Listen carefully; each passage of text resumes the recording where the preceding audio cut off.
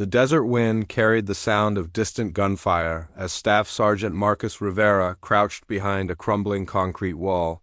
His team of Navy SEALs had been tracking a high-value target through the abandoned village for 3 hours. The intelligence report suggested the area was clear of civilians, but something felt wrong. "Alpha Team, this is Bravo. We have eyes on the target building," whispered Lieutenant Jake Thompson through the radio. His voice was steady, but Marcus could hear the tension underneath. They had been in Afghanistan for 8 months, and every mission felt like walking on a razor's edge. The village looked like a ghost town. Bullet holes decorated the walls of every building, and the streets were littered with debris from years of conflict. Most families had fled long ago, leaving behind only empty shells of what once were homes. The morning sun cast long shadows between the buildings, creating perfect hiding spots for both hunters and prey. Marcus adjusted his grip on his rifle and scanned the area through his scope. His team consisted of 6 highly trained operators, each one a specialist in their field. There was Thompson, their team leader and demolitions expert. Rodriguez served as their sniper and reconnaissance specialist. Miller handled communications and electronics. Davis was their heavy weapons specialist. And then there was Doc Williams, their medic, whose steady hands had saved more lives than anyone could count. "Movement in the target building," Rodriguez reported from his overwatch position on the nearby rooftop. "Looks like 3 hostiles on the 2nd floor, east window." The mission was supposed to be straightforward. Intelligence had identified a Taliban commander who had been planning attacks against coalition forces. The man was known for his brutality and had a bounty on his head that could feed a family for years. But in this part of the world, nothing was ever as simple as it seemed. Marcus signaled to his team to advance.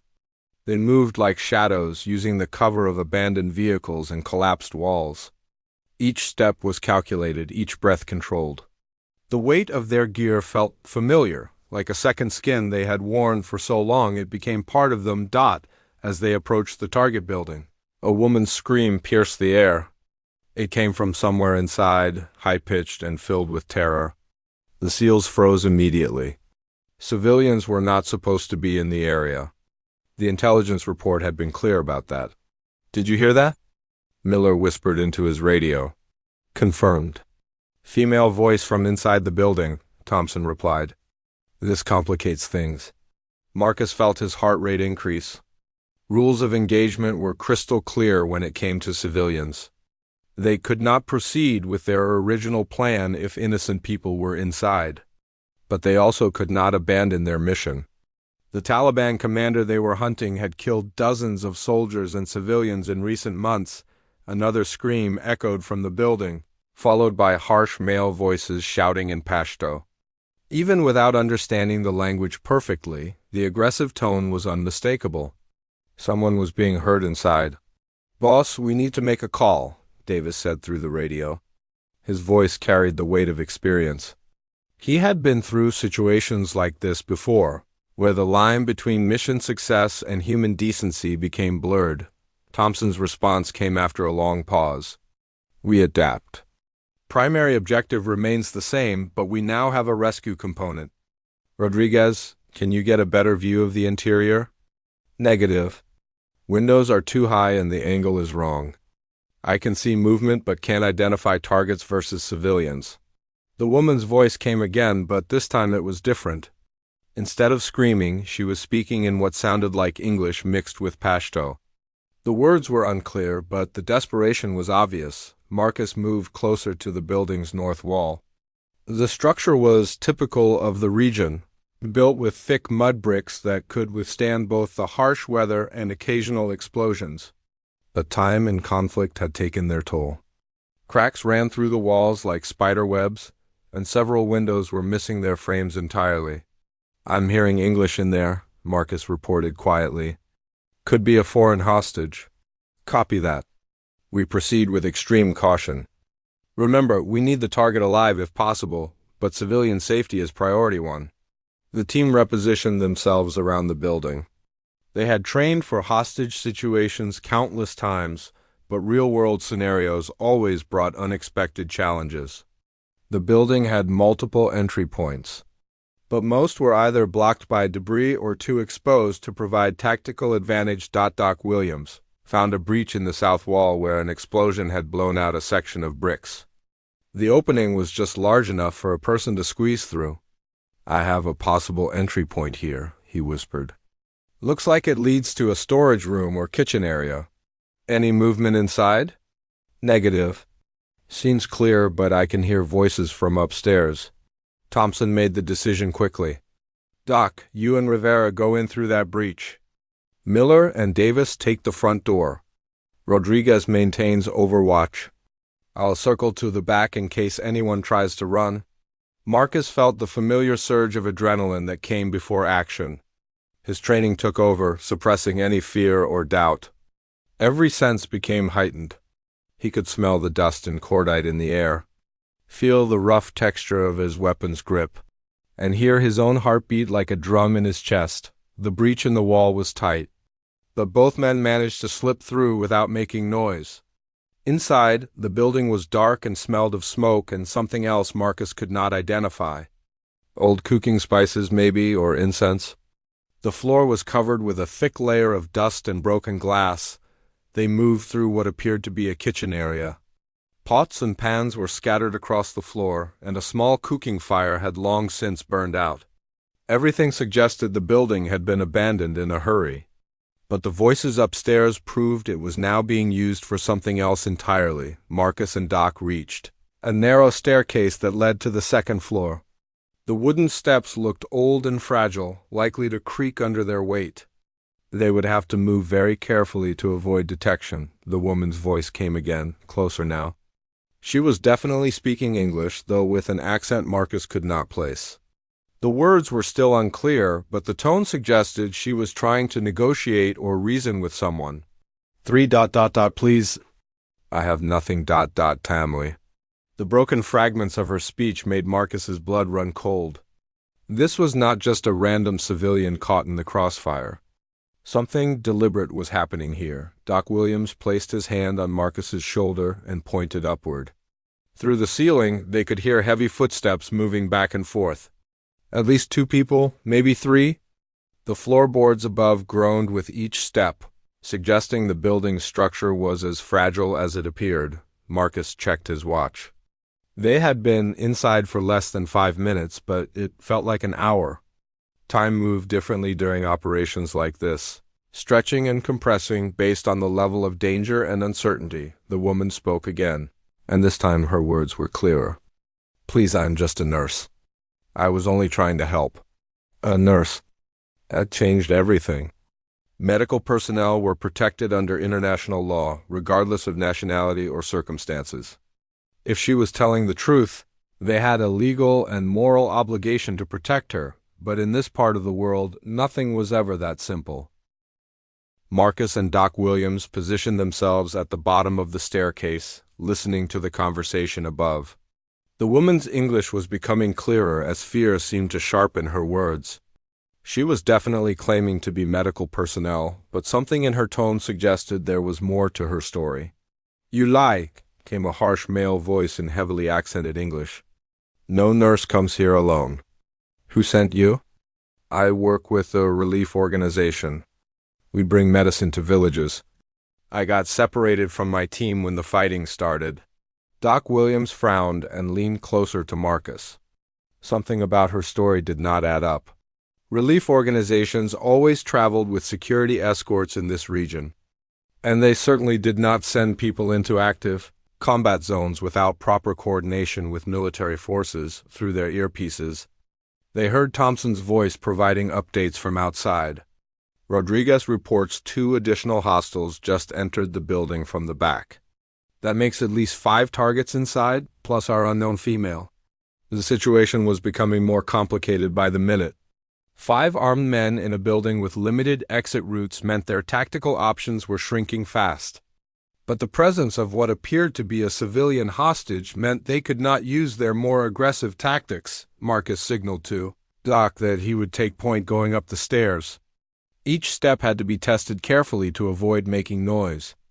The old wooden boards sagged under even their light footsteps, and more than once they had to pause when a board started to creak. halfway up the stairs. They could hear the conversation more clearly. The woman was bargaining for her life, offering medical services in exchange for her freedom. But the men questioning her seemed suspicious of everything she said. "Show us your medical bag," one of them demanded. I dropped it when you grabbed me. It is outside somewhere. Convenient excuse. Marcus could see into the room now through a gap in the doorframe. The woman sat on the floor with her back against the wall, her hands tied behind her back with rough rope.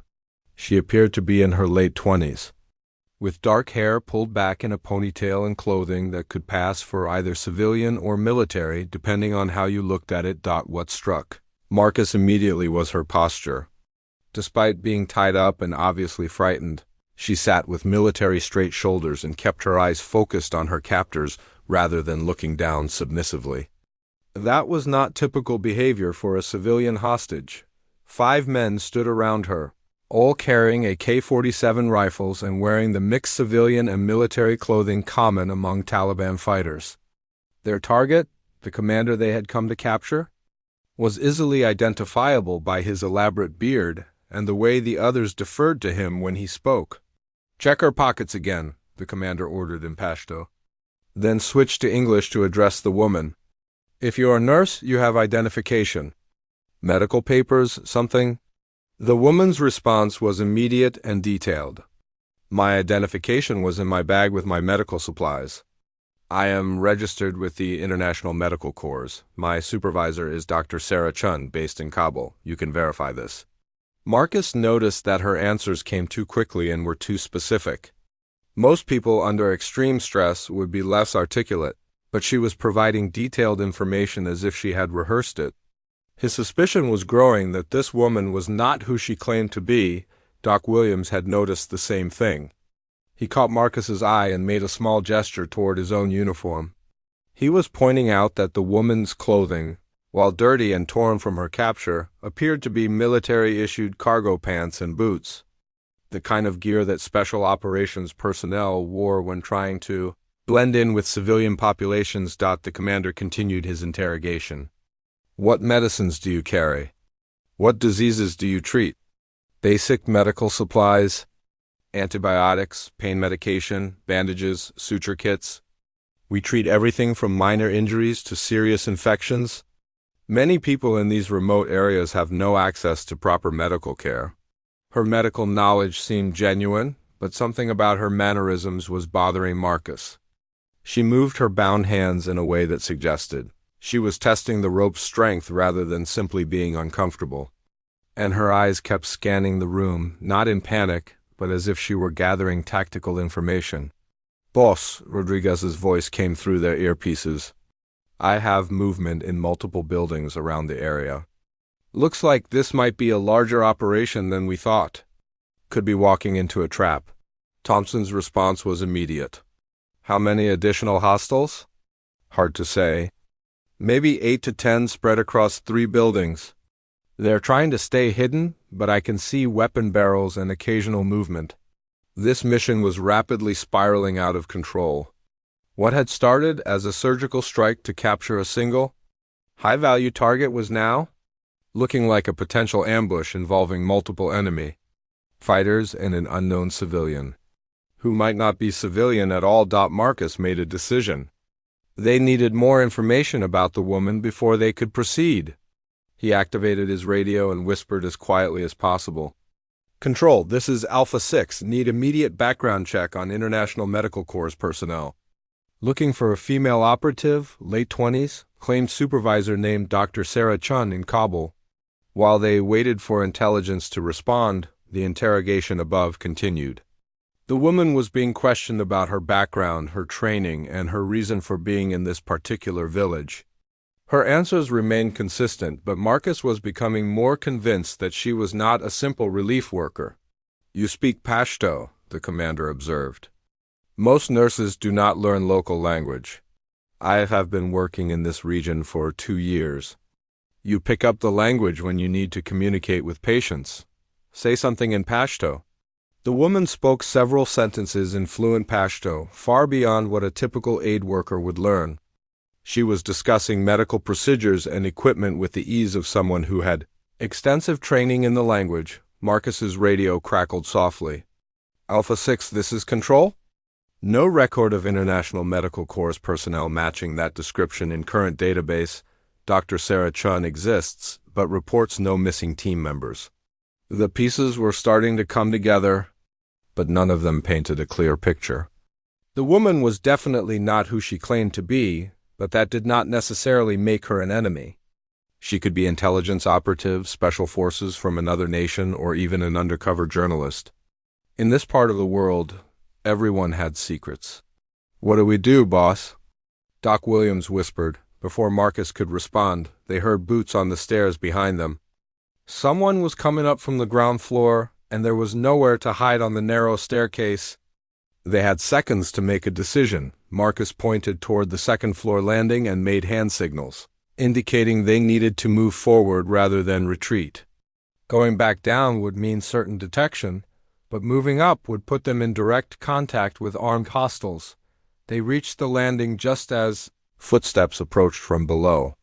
The door to the room where the interrogation was taking place stood partially open, giving them a clear view of what was happening inside, but also making them visible if anyone looked in their direction. The woman suddenly looked directly at the door, and for a split second her eyes met Marcus's.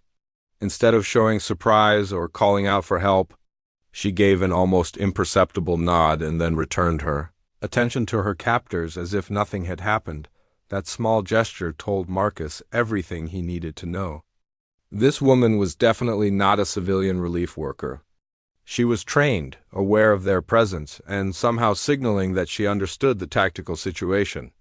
But whether she was friend or foe remained unclear. The commander was growing impatient with his prisoner. "Enough questions. We take her with us.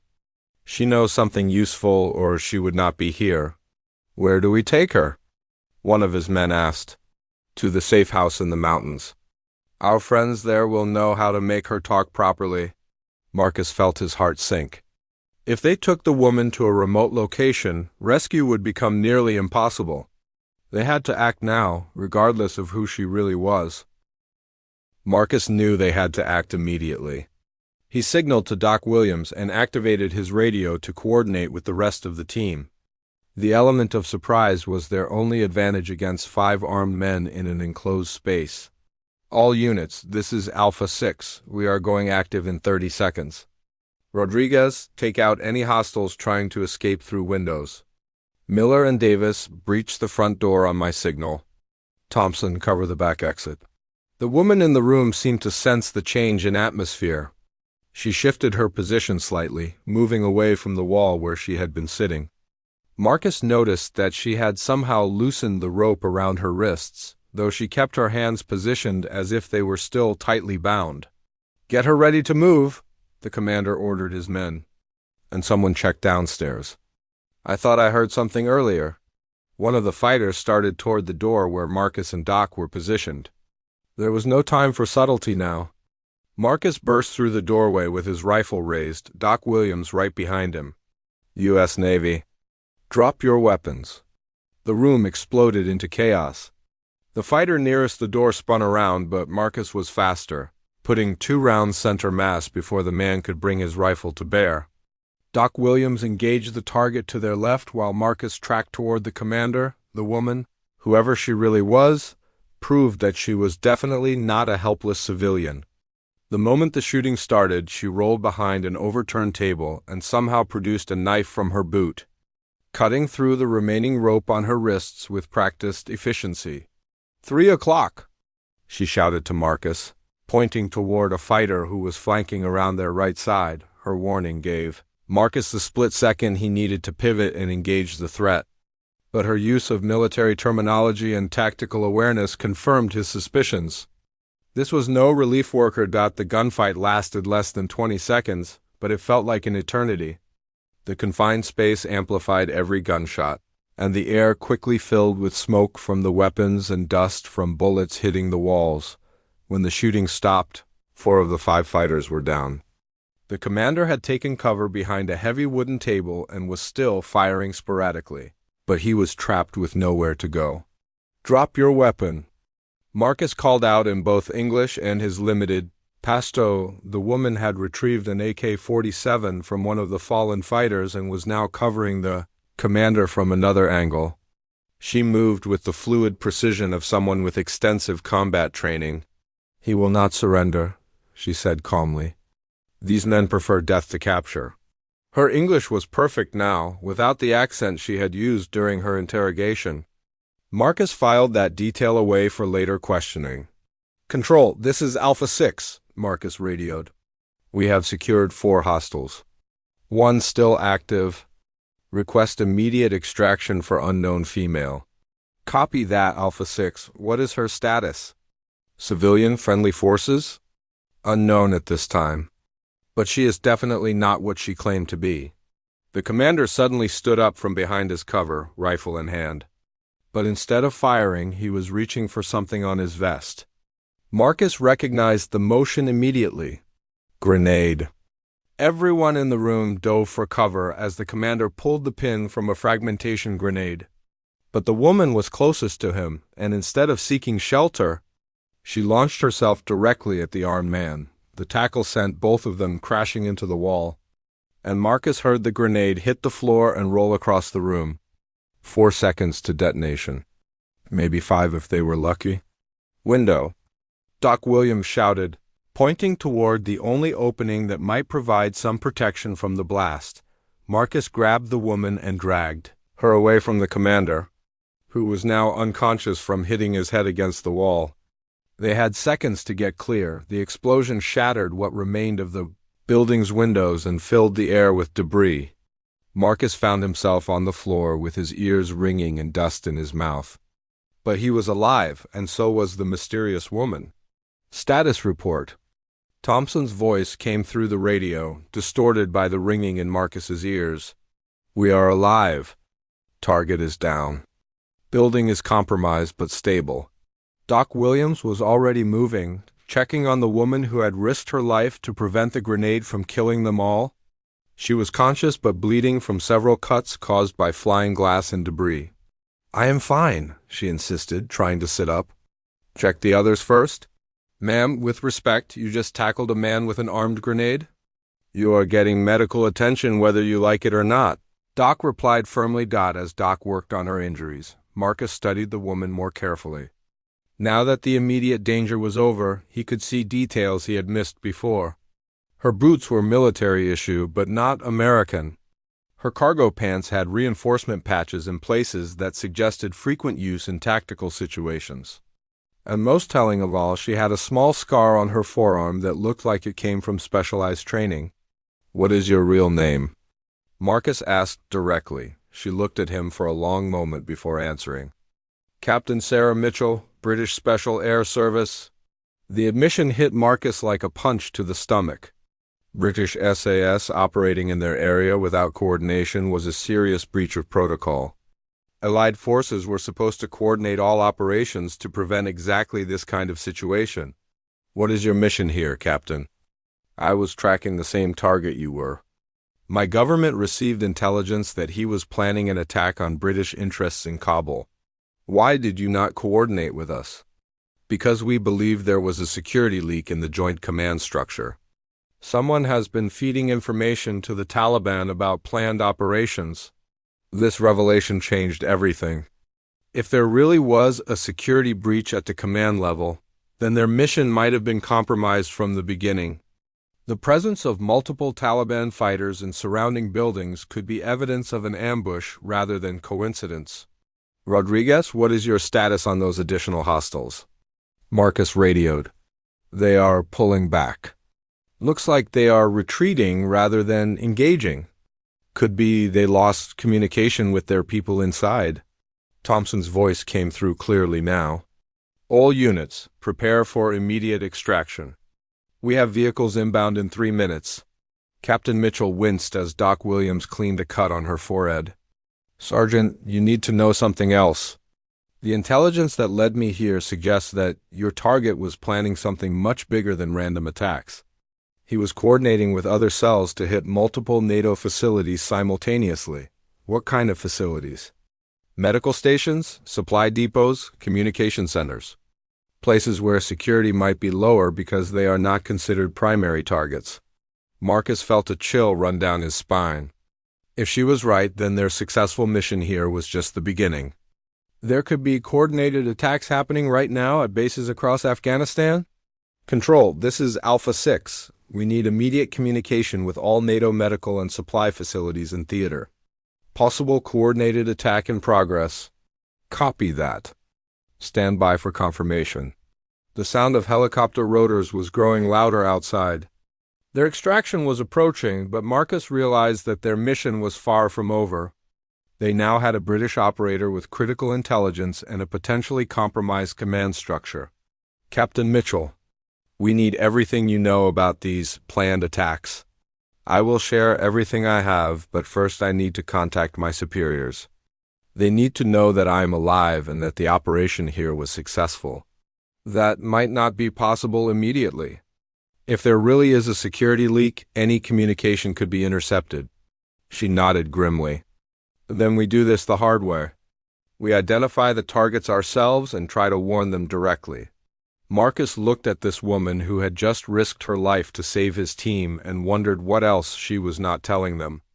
In his experience, intelligence operations were never as straightforward as they appeared on the surface. The extraction helicopter touched down in a cloud of dust 50 meters from the building. Marcus helped Captain Mitchell to her feet, noting that despite her injuries, she moved with the controlled precision of someone accustomed to combat situations.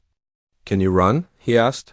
I can do whatever is necessary, she replied, checking the magazine of the AK-47 she had acquired during the firefight. The team moved quickly across the open ground toward the helicopter. Rodriguez provided overwatch from his rooftop position while the others formed a protective formation around their unexpected guest. The Taliban fighters in the surrounding buildings had indeed retreated, but Marcus knew they could return at any moment with reinforcements. Lieutenant Thompson was waiting at the helicopter when they arrived. His expression was grim as he helped Captain Mitchell aboard. We have a problem, he shouted over the noise of the rotors. Command is reporting unusual radio traffic across multiple Taliban frequencies. Looks like coordinated activity throughout the region. Captain Mitchell leaned forward, her voice urgent. How many facilities are potentially at risk? At least 12 that we know of. Medical stations, supply depots, and communication centers, just like you predicted.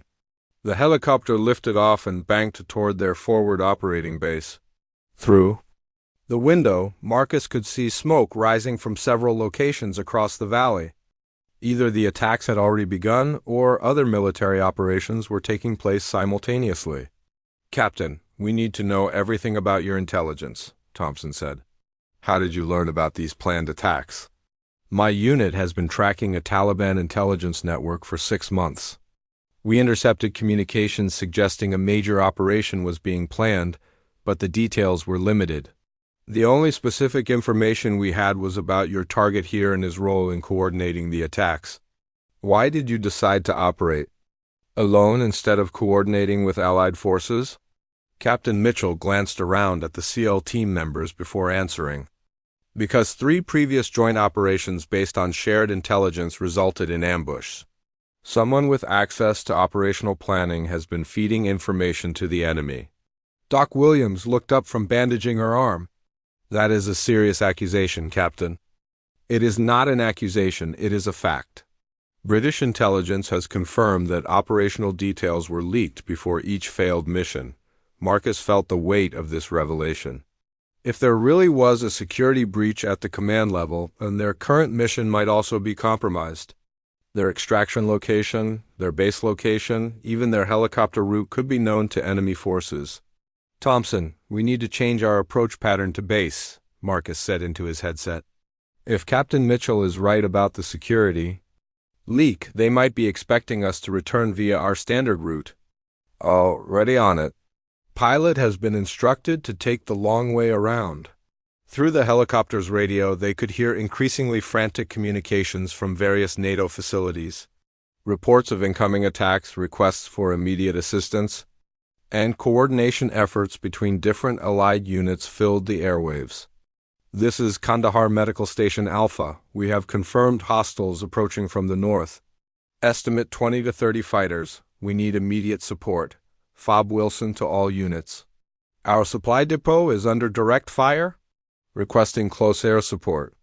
Communications Relay Station Bravo is going dark.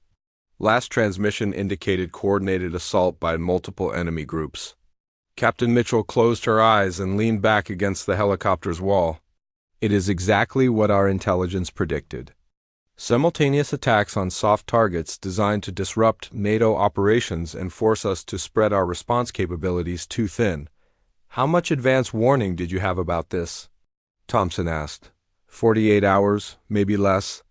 That is why I came alone. There was not time to coordinate properly through official channels. Marcus studied her face, looking for any sign of deception. Everything she had told them was consistent and matched the current situation perfectly. But in his experience, when intelligence was too good to be true, it usually was. Captain, forgive the directness, but how do we know you are not part of the security leak yourself? You show up at exactly the right place at exactly the right time with exactly the right intelligence.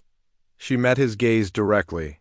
Because if I were working for the other side, you would all be dead right now. I had multiple opportunities during the firefight to eliminate your team instead of helping you, Thompson nodded. She has a point, and the tactical assistance she provided was genuine. The helicopter pilot's voice came through their headsets. Approaching base airspace. Control tower is reporting unusual activity on perimeter sensors. Could be incoming hostiles. Of course, Captain Mitchell said grimly. If they knew about the other facilities, they certainly know about your main base. Through the window, Marcus could see their forward operating base in the distance. Smoke was indeed rising from several locations within the perimeter, and he could see the distinctive flashes of weapon fire near the main gate, all stations. This is Alpha Team requesting immediate tactical briefing upon landing. We have critical intelligence regarding current hostile activities. Copy that, Alpha Team. Command is standing by. Be advised, base is currently at DEFCON 2. We have multiple simultaneous attacks in progress. As they approached the landing zone, Marcus could see the full scope of the situation. The base was not under direct assault, but several key facilities within the perimeter were being targeted by what appeared to be coordinated sniper attacks and improvised explosive devices. They are not trying to overrun the base, Captain Mitchell observed. They are targeting specific infrastructure to disrupt operations. What would be their primary targets? Communications, medical facilities, fuel storage, and ammunition depots. Anything that would force you to divert resources from combat operations to defensive measures. The helicopter touched down in a secure landing zone surrounded by concrete barriers. A full security detail was waiting to escort them to the command center, indicating that someone in authority was taking their intelligence very seriously. As they disembarked, Marcus noticed that Captain Mitchell was moving more stiffly than before.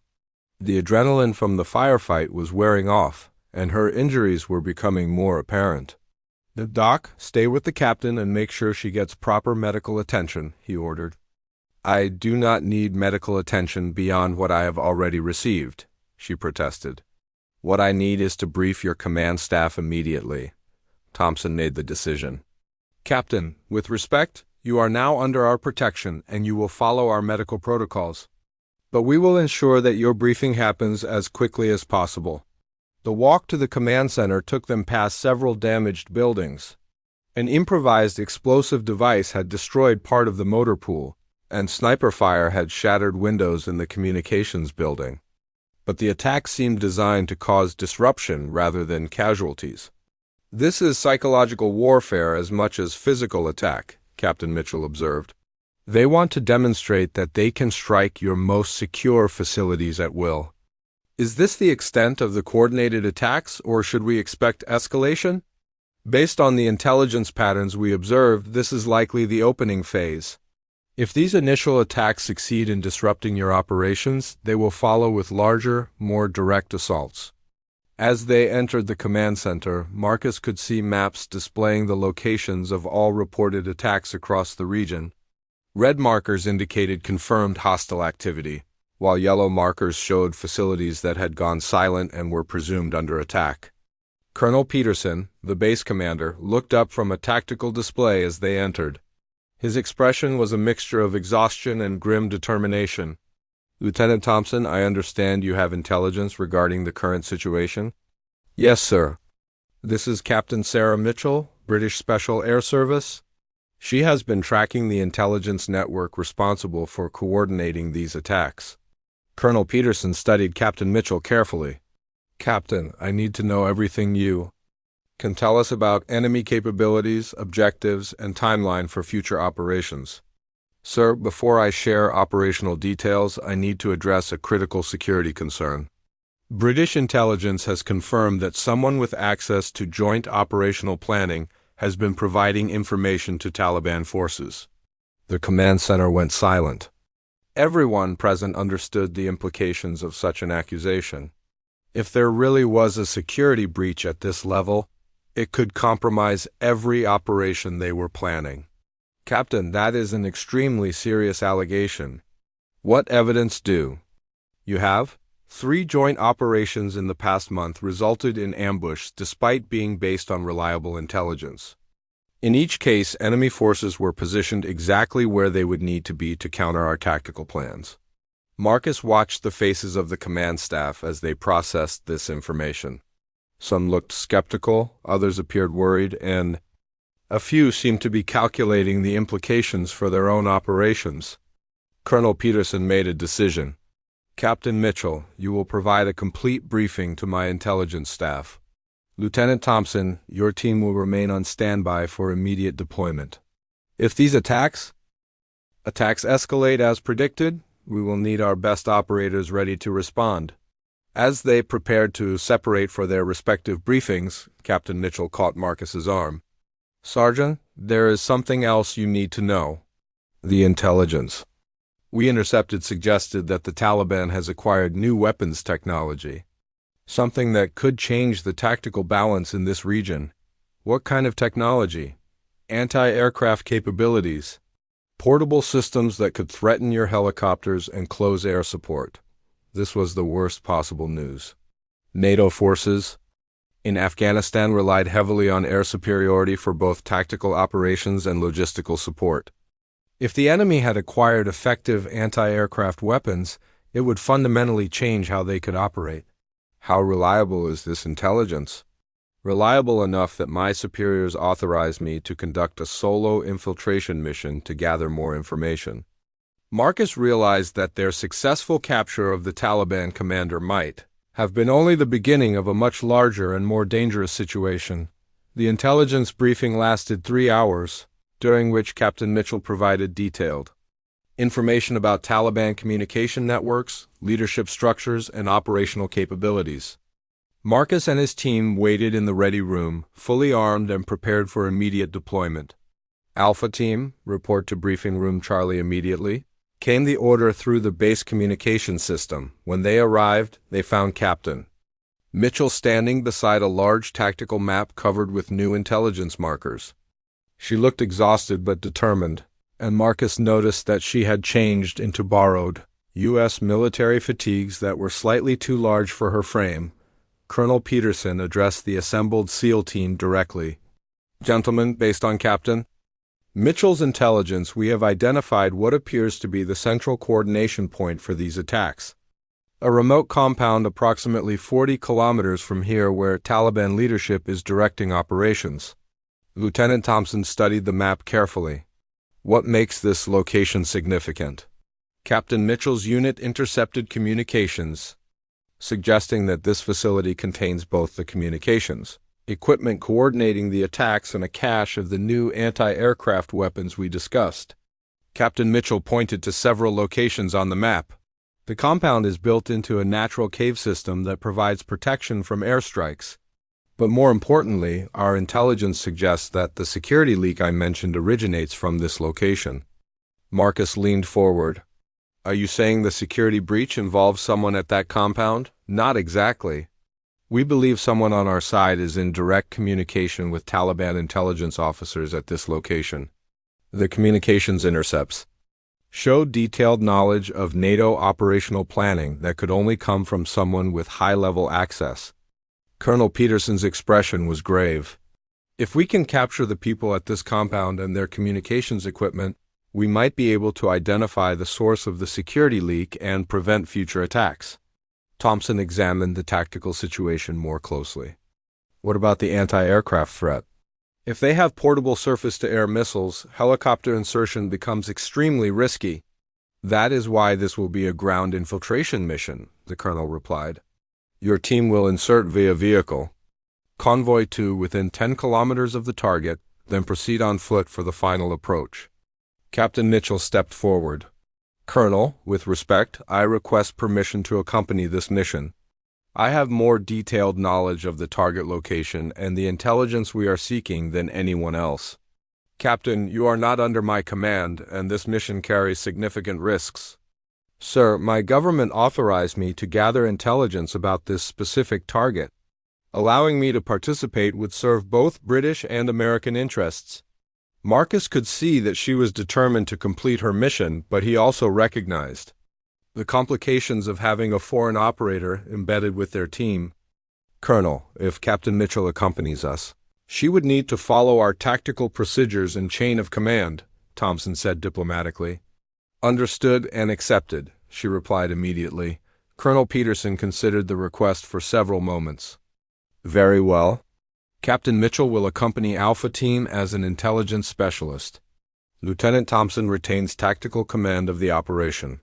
The mission briefing continued for another hour, covering approach routes, contingency plans, and extraction procedures. The target compound was located in mountainous terrain that would provide excellent cover for their approach, but would also make extraction difficult if things went wrong. Timeline for mission commencement? Thompson asked. You depart in 2 hours.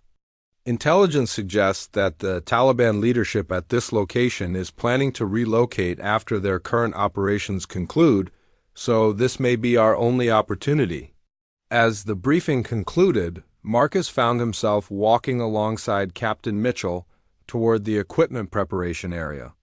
Captain, can I ask you something directly? Of course. How certain are you about the security leak? Because if you are wrong, we are about to risk 6 lives on potentially flawed intelligence. She stopped walking and faced him directly. Sergeant, I have spent the last 6 months watching good soldiers die, because someone has been feeding operational information to the enemy. I am as certain as I can be without having absolute proof. And if the leak is not at the compound we are targeting, then we will have eliminated a major Taliban coordination center and captured valuable intelligence assets. Even if we do not identify the security breach, the mission will still be worthwhile. Marcus nodded, satisfied with her answer. In special operations, complete certainty was a luxury they rarely enjoyed. Decisions had to be made based on the best available information and reasonable assessment of risks. In the equipment room, Captain Mitchell was issued standard U.S. military gear to replace her civilian disguise clothes. Marcus watched as she checked and tested each piece of equipment with the practiced efficiency of someone thoroughly familiar with military hardware. You have used American equipment before, he observed. British and American special forces cross-train regularly. I am familiar with your weapons, communications, and tactical procedures. Doc Williams approached with a medical kit specifically configured for the mission. Captain, I need to check your injuries one more time before we depart. The cuts are superficial and have stopped bleeding. I am fully capable of performing my duties. With respect, that is not your decision to make. If you cannot keep up or if your injuries compromise the mission, you become a liability to the entire team. She allowed him to examine the cuts on her face and arms, which had indeed stopped bleeding and showed no signs of infection. But Marcus noticed that she winced slightly when Doc touched her left shoulder. Separated shoulder? Doc asked. Minor strain from the tackle during the firefight. Nothing that will impact my performance. Captain, if that shoulder gives out during a firefight, it could get people killed. Doctor, I have operated with worse injuries than this. I will not compromise your mission. Thompson joined the conversation. Captain, we need absolute honesty about your physical condition. This mission will involve climbing, potentially long periods in prone shooting positions, and rapid movement over difficult terrain. Lieutenant, I understand your concerns, but I assure you that I am fully capable. However, if it would make you more comfortable, I can demonstrate my physical readiness. Marcus was impressed by her directness. Rather than becoming defensive or making excuses, she was offering to prove her capabilities. That would not be necessary, Thompson decided. But if you experience any problems during the mission, you inform me immediately. Understood. The convoy vehicles were armored Humvees equipped with additional communication equipment and supplies for an extended operation. The plan was to drive to a concealed position approximately 10 kilometers from the target, establish a temporary base, and then proceed on foot under cover of darkness. As they loaded their equipment, Rodriguez approached Marcus privately. Boss, I have been thinking about this security leak situation. What about it? If someone really has been feeding information to the Taliban, they probably know about this mission too. Marcus felt a chill run down his spine. Rodriguez was right. If the security breach was as extensive as Captain Mitchell suggested, then their current operation could be walking into another ambush. Have you shared this concern with Thompson? Not yet. I wanted to talk to you first. We need to bring this up immediately. If we are walking into a trap, we need to modify our approach. They found Thompson conducting a final equipment check on his rifle. When Marcus explained Rodriguez's concern, the lieutenant's expression became very serious. Captain Mitchell, Thompson called. We need to discuss operational security for this mission. When she joined them, Thompson explained Rodriguez's concern about the possibility that their current mission might be compromised by the same security leak they were trying to investigate. It is a valid concern, she admitted. But we have taken several precautions. First, mission planning was limited to a very small group of people. Second, we are departing earlier than originally scheduled. And third, our approach route was changed at the last minute. Are those precautions sufficient? Nothing is ever sufficient when dealing with a security compromise of this magnitude. But the intelligence value of this target justifies the risks. Marcus realized that they were operating in an environment where they could not trust normal security procedures. Every decision had to be evaluated based on the assumption that their enemies might have access to their operational planning. We proceed as planned, Thompson decided, but we maintain maximum vigilance and we are prepared to abort or modify the mission if we encounter evidence of compromise. As they climbed into the vehicles, Marcus wondered if they were about to capture the people responsible for the security breach, or if they were walking into the most sophisticated ambush any of them had ever faced. The convoy pulled out of the base just as the sun was setting, heading toward mountains that looked peaceful in the distance but probably concealed deadly enemies who might be expecting them. The convoy reached the concealment position without incident, though Marcus remained tense throughout the 3-hour drive. The vehicles were hidden in a natural depression surrounded by large rocks that would provide both cover and camouflage from aerial observation. Captain Mitchell proved herself during the approach march by maintaining pace with the SEAL team across difficult terrain without complaint. Her injured shoulder showed no signs of limiting her mobility, and she demonstrated excellent fieldcraft skills in moving silently through the rocky landscape. Target compound is approximately 2 kilometers ahead. Rodriguez reported from his position as lead scout. I can see lights and what appears to be vehicle movement. The team established an observation position on a ridge overlooking the target area. Through night vision equipment, they could see a complex of buildings built into a natural cave system, exactly as Captain Mitchell had described. But what surprised Marcus was the level of activity around the compound. That is a lot more people than intelligence suggested, Thompson observed quietly. Agreed. I count at least 20 individuals moving around the exterior and probably more inside the buildings. Captain Mitchell studied the scene through her own night vision device.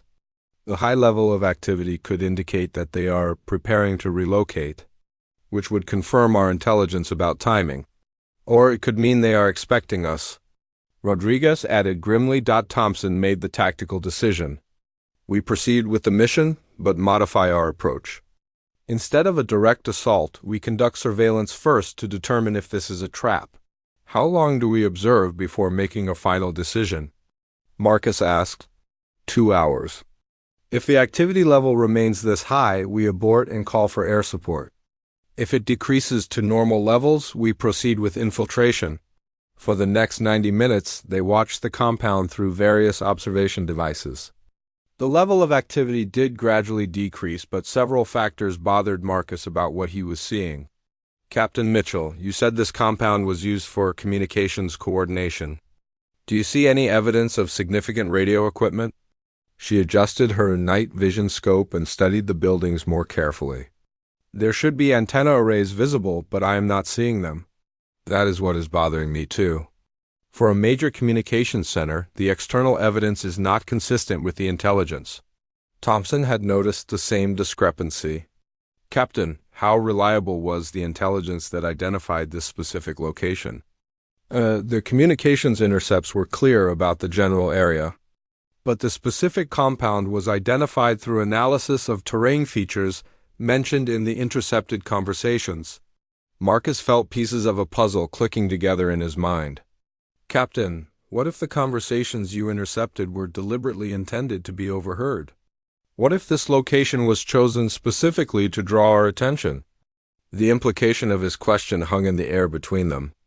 If the compound was a deliberate deception, then someone with knowledge of British intelligence capabilities had set an elaborate trap. You are suggesting that the security leak is more sophisticated than we thought, she said quietly. I'm suggesting that whoever is feeding information to the Taliban might also be feeding information to British intelligence. Thompson looked through his rifle scope at the compound below. If Sergeant Rivera is correct, then we are looking at a carefully prepared kill zone rather than our actual target. Captain Mitchell was silent for several minutes, clearly evaluating the implications of this possibility. If this location is a deception, then our real target could be anywhere. Or, Rodriguez added, our real target could be us. Maybe the whole point was to draw a joint British-American special operations team to this specific location. The radio in Thompson's ear crackled with an incoming transmission. Alpha Team, this is Control. We have intercepted communications suggesting imminent hostile activity in your operational area. Copy that, Control. Can you provide specifics? Negative.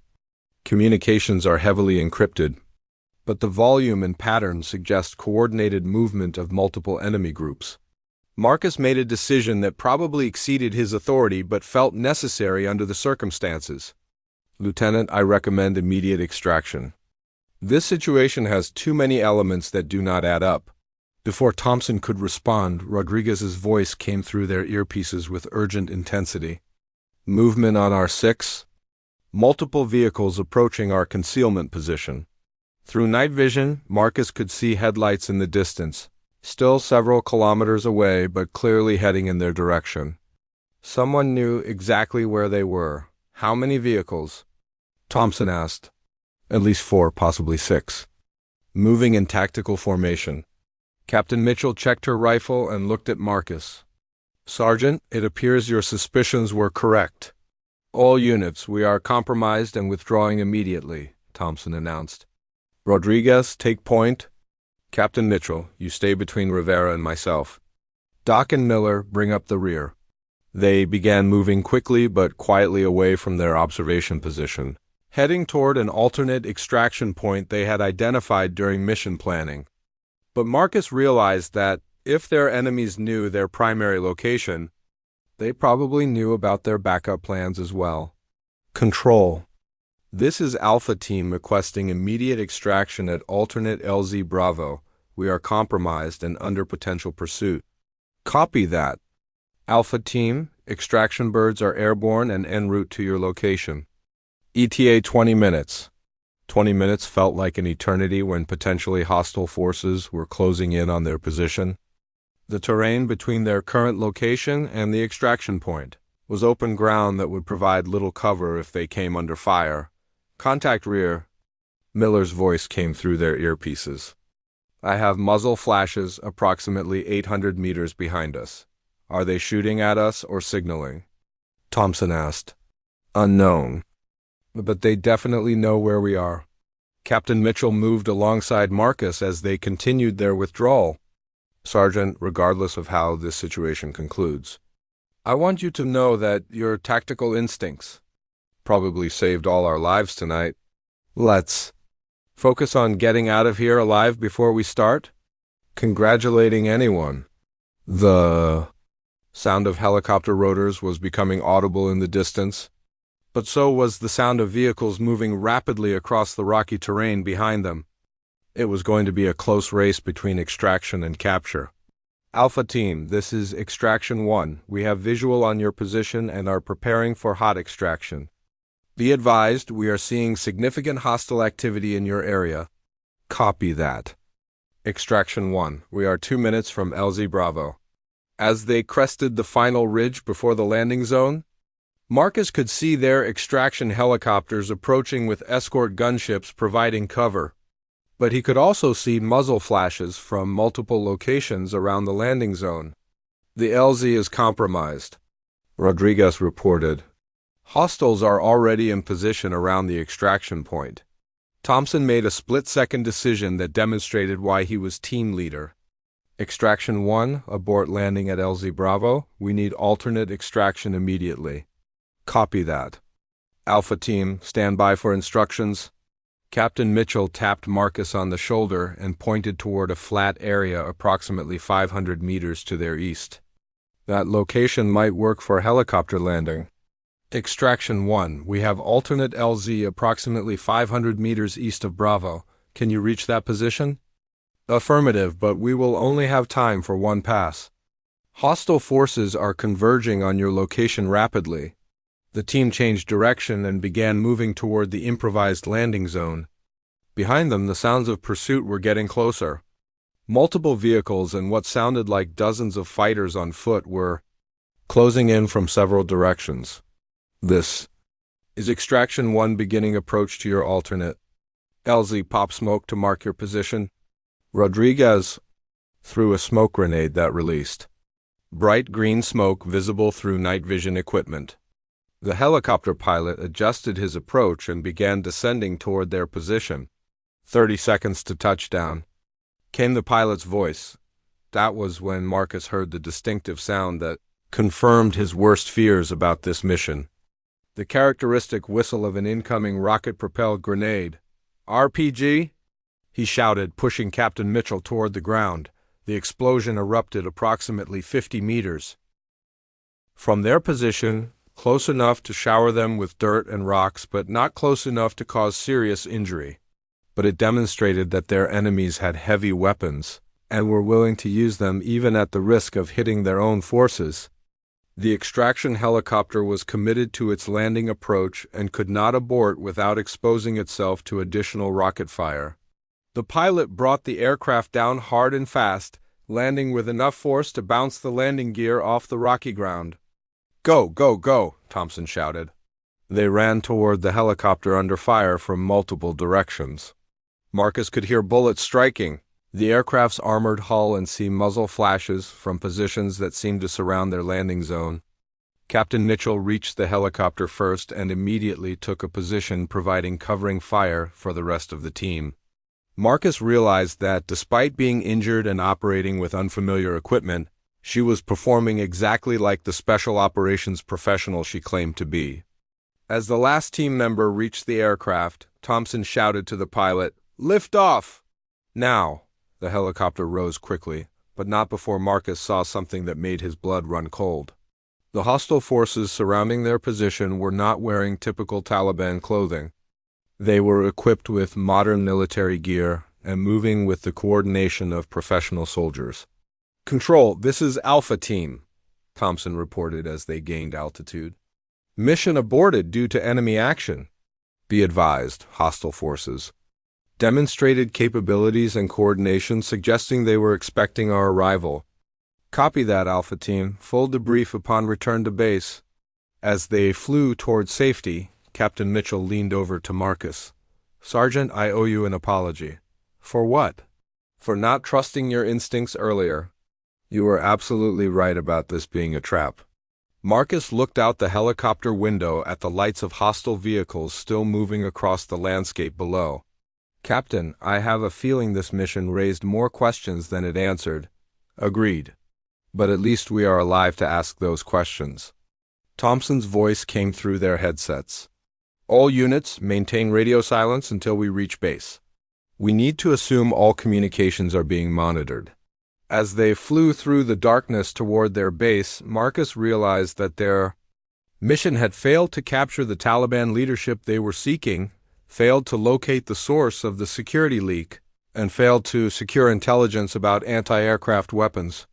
But in a strange way, the mission had been successful in confirming that they were facing an enemy far more sophisticated and well-informed than anyone had realized. The woman sitting across from him in the helicopter had saved his life and the lives of his teammates. But Marcus still wondered if there were aspects of her story that she had not shared. In the world of special operations and intelligence gathering, trust was earned through actions, not words. Captain Sarah Mitchell had proven herself in combat, but the full truth about her mission and her knowledge might still be hidden. As their base came into view, Marcus prepared himself for what would undoubtedly be an extensive debrief and investigation. Because one thing was certain, someone with access to the highest levels of military planning was working for the enemy. And until that person was identified, every mission would carry the risk of betrayal.